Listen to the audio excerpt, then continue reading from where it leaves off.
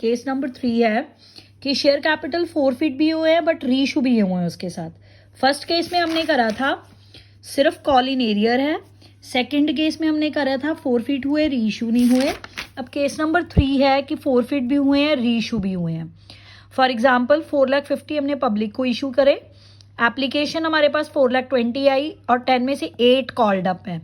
Remember अगर कोई face value share की ना दी हो तो हमेशा 10 रुपीज़ मानते हैं। अब 10 में से 8 कॉल्ड अप हैं। 2 शेयर होल्डर, एक टी नाम का एक आर नाम का। टी के पास हमारे 1000 शेयर थे, आर के पास 2000 थे। दोनों ने हमें फर्स्ट कॉल नहीं दी 2 रुपीज़ की।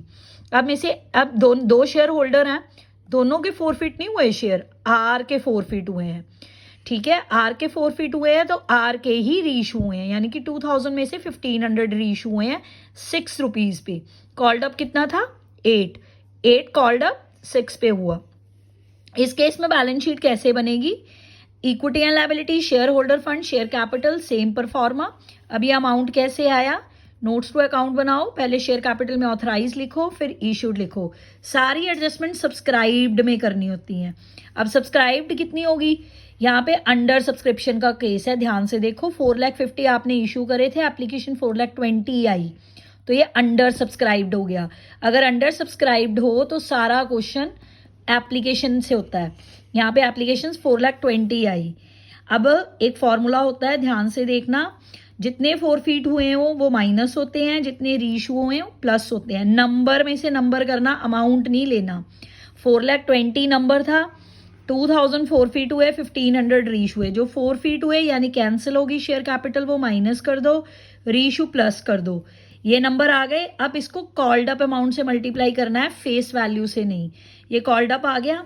अब देखो जो शेयर ना फोरफिट हुए ना रीइशू हुए वो कौन सी कैटेगरी में आ गए? कॉल इन एरियर की कैटेगरी में।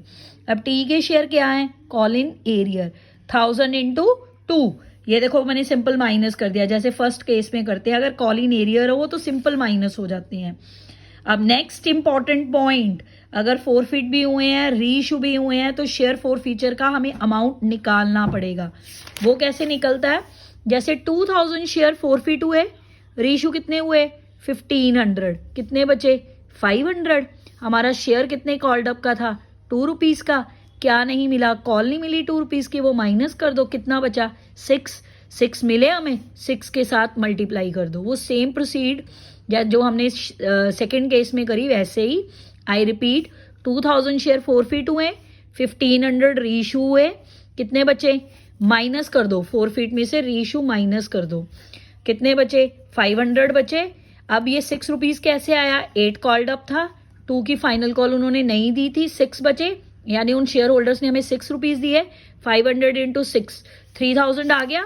This is share forfeiture amount.